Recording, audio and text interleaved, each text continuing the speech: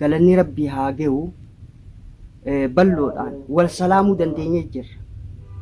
Eegaza kun manatti balloon gartee manatti hidhame yeroo jalqabaatiif eeda gartee wal salaamne wal dubbifne akkasumatti wanni nyaatanillee gartee mana bal'oo keessaa dhumtee jirti.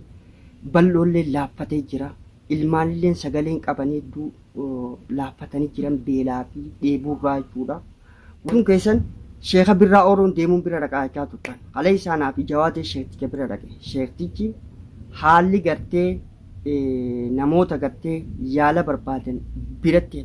Assalaamu alaikum warahmatullahi wabarakatuh. Akkam jirtan jaalatamtoota kabajamtoota qaqqaaliiwwan ilmaan aayyaa.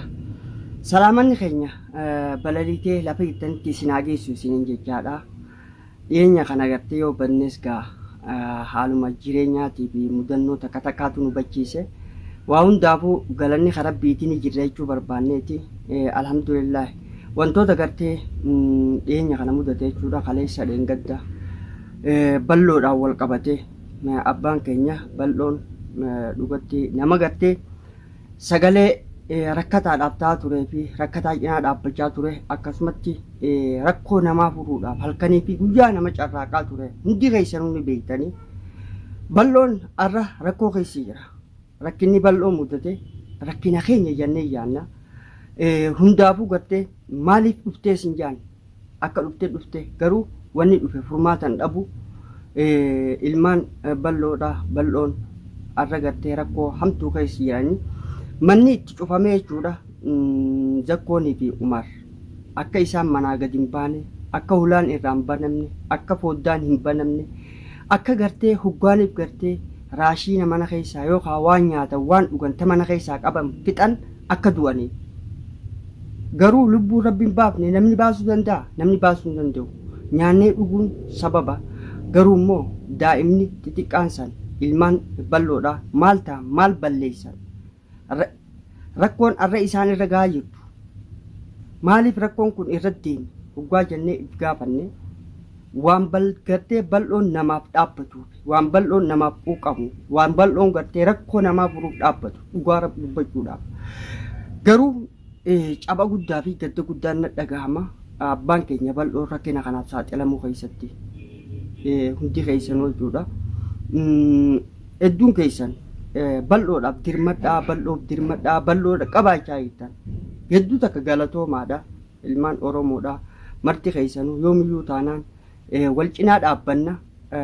Nama dhugaa cinaa dhaabbanna, haqa qabu cinaa dhaabbanna, garee shiraa cinaa dhaabbanna, garee shiraatiif sagaleen taanu rakkataadhaaf gartee akka rakkoo keessaa bahu cinaa dhaabbanna waan dandeenyu beekumsaan gargaarsaan waan qabnu hundaanuu jechuudha. Maaliif ta'arra obboleessa keenya irra geesse boruu nurra geesse.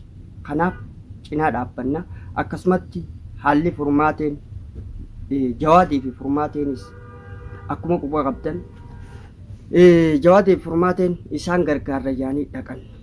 Ani bakka sanitti guyyaa furmaateen akkas taatee hedduu takka gadda guddaan na dhagahame. Maaliif ji asii dura dubbachaatiin ture sagantaan jara kanaa hedduun keessan gartee gubanneeti argine keessa seennee garree waa hedduudhaa jira. Summiin gartee kaleessa guyyaa gartee zakkoon faana qaban achitti qaruuraalee adda addaatiin kaa'an waan adda addaatii jira. Jarri tartiibaan as baasu jira. Tartiibaan wanni gartee jawaadiif godhamte waan addaati. Taasii dura godhamtee miti. Ta'arra gartee furmaatiif godhamte tunis tabiraati. Ta'ammoo bal'oodha godhamtees tabiraati. Waan adda addaatitti godhu jiran ta walirraa hamtuudha walirraa hammeessaa fidu jiran. Garuu dhufte asii durallee jawaadii dhaamee fitiin jira.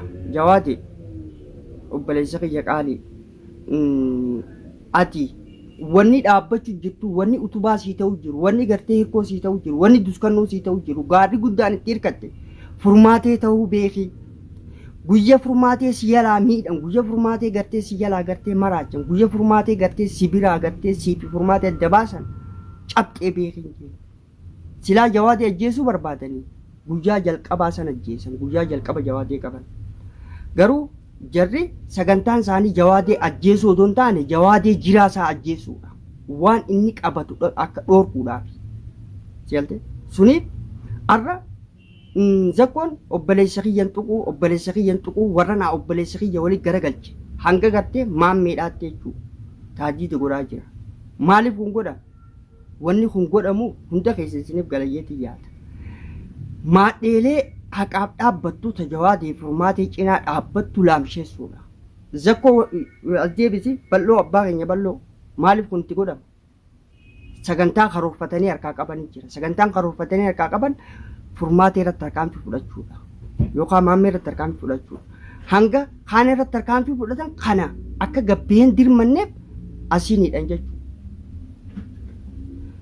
hedduun keessan dhugaadha quraanni dawaadha dawaa waa hundaati alhamdulillah rabbil alamin rabbiin amantii islaamaa nu kanne amantii islaamaa gartee kennaa khaaliqaati kan namni namarraa fudhatu miti quraanni dawaa garuu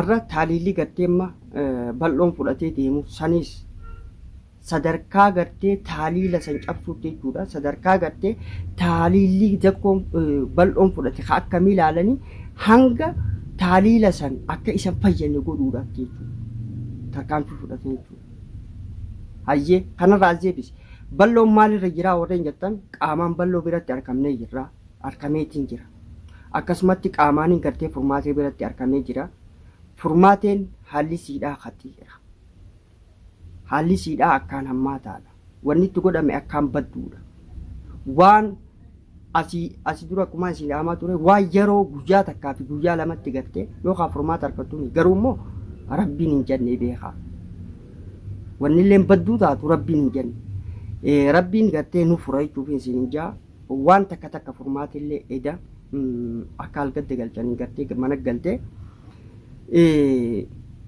ciisaa turte jechuudha kaleessa waan takka gooneef sheekticha namoonni hedduun keessan sheeka birraa ooroon deemuun san bira dhaqaachaa turtanii hedduun keessan sheeka birraa ooroon deemuun bira dhaqaachaa turtan kaleessaa naaf jawaatee sheekticha bira dhaqe sheektichi haalli gartee namoota gartee yaala barbaadan biratti heddummachuudha zahmaa itti ta'uudhaan tartiibaan namoota gartee dawaa fi godhaa jira kaleessa immoo akka dheeneen namoonni hedduu waan nu dura jiruuf as isa fuunee deemuu hin dandeenye maaliif warra walirra hamaati jira warra gartee kaleessa dheengadda jiru faadhaa jira akkasitti waan takka nu kannee bishaan taaliilaatii fi akkasumatti jechuudha waan silaa gartee taatee ta bal'oo irra taates akkasumatti itti himnee ta furmaatee mudatteellee itti himnee haalli gartee mudannoo keenyaatis guututti itti himne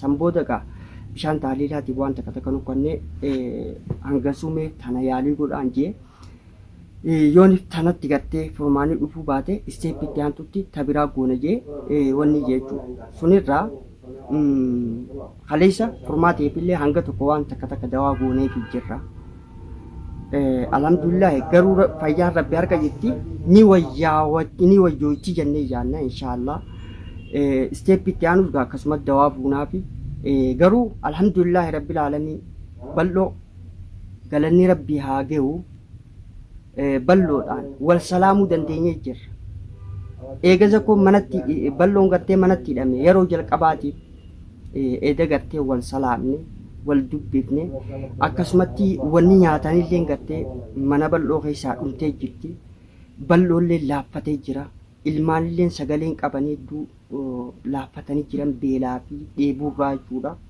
wanni takka kan seenneef godhanii ilmi namaa akkami beelaan ilmaan xixiqqashaa san qixaata akkami beelaan ilmaan xixiqqashaa san adaba waan nama ajaa'ibsiisu akkasitti taaliila gartee sanii fi fuunee dheeyne jechuudha khadiirii fi anaa jawaatiin gartee dheeyne feedagaa viidiyoolee isinii gadhiifnee jirra nyaataa fi dhugaatii kan nuufii dandeenyee jirra inshaallah alhamdulillah maaliif jennaan xiqqashoon qoochi guyyaa tokkottis maa irraan aanne maan injifanne jaanii xiqqashoon qoochi yaa kaa'oo banamaa deemti suniif bal'oo nyaataa dhugaatii keessaa fi jirra alhamdulillah inshaallah irraa banamti irraa bannaasi dandeettii rabbiitii wajjin gargaarsa rabbiitii wajjin bal'oo irraa banuudhaaf teenya du'aa'ii teessanii hojii akkasumatti ilmaan Oromoo marti keessanuu hedduu takka du'aa'ii nu godhaadha. Furmaateef illee du'aa'ii godhaadha. Gara shiraa ammoo inshaallah baduun isaanii baduudha. Hanga ammaatti gaa inni umarii fi jakkoon jechuudha. Xiiqii hijaa maalumaa jara kana akkana summeesse. Maali wanni kana jara summeesse? Hijaan ilma namaa tan dhumne tun maali? Waan nama ajaa'ibsiisu. Garuu rabbiin galanni kasaati. Akkuma gartee gaarii uume badaas uume jira. Akkuma gartee dhugumatti ifa uume dukkana uume ifaas uume jira. Galanni kasaati ni fayyan jechuudha. Bal'oollee irraa banuudhaaf teenya odoo nuti jirru ilmaan bal'oon dhuman bal'oon addunyaa tanarraan deemu odoo jirru du'a rabbi biraan dhufneen tanamni ilmi namaa bal'oo fi ilmaan isaatiif bakka takkatti ajjeessuuf haadhu tana gartee hin qeeballu rabbi wajjin jiru gargaarsa rabbiitiin irra aanaa jeetii jaada galanni kasaatii tattaaffii gooneen gartee carraaqqiin bal'oo fi ilmaan isaatiillee nyaata kan nuufi dandeenye jirra.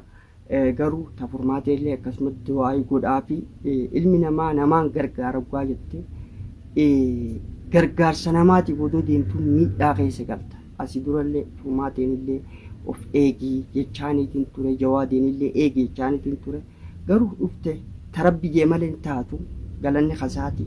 Tanaaf hangana wanniin isin dhufeef wantoota jiran maaltu jira odeeffannoo maaltu jira maalirra geessa warra jettan maraafu odeeffannoo kanaan isinii qabadhee dhufe akkasumatti waan irra geenye